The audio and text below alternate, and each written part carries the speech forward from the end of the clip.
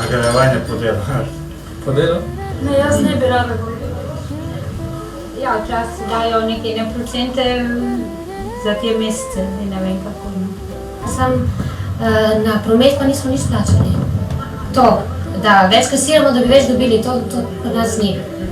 Zdaj, Jug, primer, glede, gostinstvo plačam na takrat po delu, to je edino procent. Zdaj plačam čisto po procentu. Tako torej gostinski delavci. V Piranski občini, ki je najbolj turistična občina v Sloveniji, dela v gostinstvu kakih 1500 delavcev. Zdaj, sredi sezone, pa se posredno ali neposredno s turizmom ukvarja polovica zaposlenih.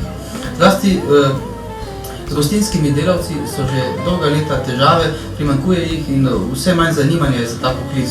In za ta poklic je značilna tudi velika fluktuacija, saj so denimo pred leti v Portorožu poklicali na pomoč sezonsko delovno silo celo iz Poljske in Češko-Slovaške. Vemo, da je natakarski poklic težak in da je to neposredni turistični proizvajalec natakar. Toda eden od glavnih vzrokov za osip kadrov je, kot ugotavljajo tudi sindikati, ne dovolj stimulativno nagrajevanje po delu. Portorož, naš dom, naša mladost, Riviera, Palace, Metropol, diskoteke na vsakem vogalu, kazino, fabrika denarja, mi pa roke in noge polne žuljev, otroci samoupravljanja, ogoljufana generacija. Bila je Jugoslavija, Portorož na mapi, delavcu belem zjutraj v megli, po noč v kavi. Riviera, Palace, Metropol, cela scena, mi smo bili motor, ne reklama z ekrana. Samo upravljanje, takrat se je delal, ne sam govoril, ne samo obljubljal. Zadolžili smo se pri tujih bankah, da zgradimo mesto, ne pa vile za današnje veljake. Beton, železo, marmorne hale, mi pa v kuhinji vroče kot pečine v šale. 10 ur, ne, 12 je bil standard, Portorož je rastu iz naših žuljev. Mi smo otroci svobode, mi smo zgradili luči in kopališča, delal si dan, delal si noč, da je Portorož dobil svoj ponos in svoj sijaj. V rokah smo nosili sanje brez vprašanja, a ko je prišel čas za aplavz in zlato, so drugi pobrali našo prihodnost. Odplačali smo pufe, račun po račun, vsaka plača je šla kot vojak v bataljon. In še Bernardine Mona nismo rekli ne, pomagali smo, ker takrat se je držalo besede. Portorož je dihal z našim potem, vsaki sobi je bil naš podpis na steni. Gosti so pili šampanjec na terasi, mi pa za šankom roke v pari. In ko je mesto zasijalo kot razglednica, smo mislili, zdaj bo pravično, zdaj bo pravica. Ampak zgodovina se smeji tiho, ko pridejo novi z nasmehom in z listom. Mi smo ogoljufana generacija, mi smo zgradili luči in kopališča, delal si dan, delal si noč, da je Portorož dobil svoj ponos in svoj sijaj. Mi smo otroci samoupravljanja, v rokah smo nosili sanje brez vprašanja.